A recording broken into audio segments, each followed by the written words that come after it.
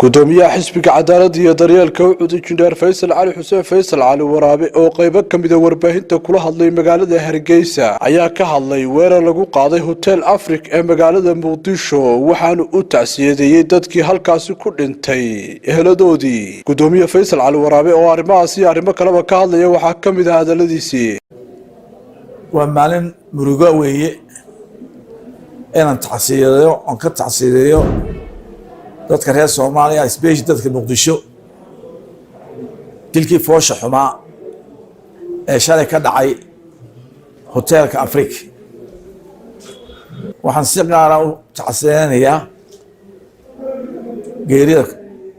ama dilka ku yimi General Galan oo ahaa raggii geeshkii Soomaaliya ciidankii Soomaaliya Somali Republic maaha Soomaaliya Somali Republic aga u taagay oo ahaa nin geesi ah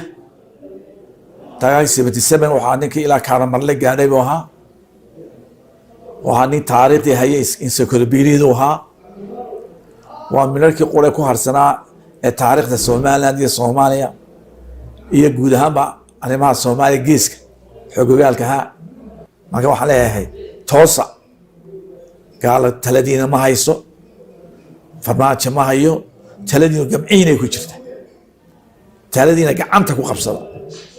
wixii ka dhimana Soomaalida kala idila diyaar baanina laakiin qadiyada ka dhigay qadiyad aleediin oo idu hormuud ka tihiin ka dhiga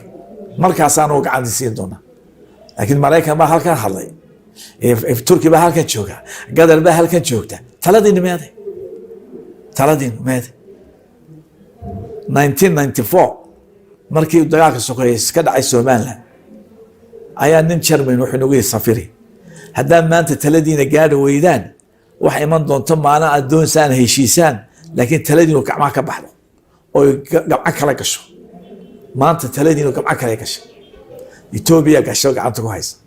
Kenya gasho gacanta ku haysa Mareykan baa gacanta ku haya Qatar baa ku haysa Turkiya baa ku haya wax gacanteed ku jira ma jiro inta danteeda wadata dan Soomaaliyeed iyo dan Soomaali mid ma wato iyo dan banaadir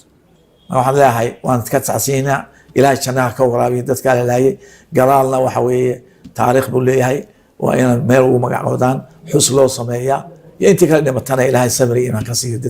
ومحمد حسين إبراهيم سم نيوز تي في مقالة هرقيسة.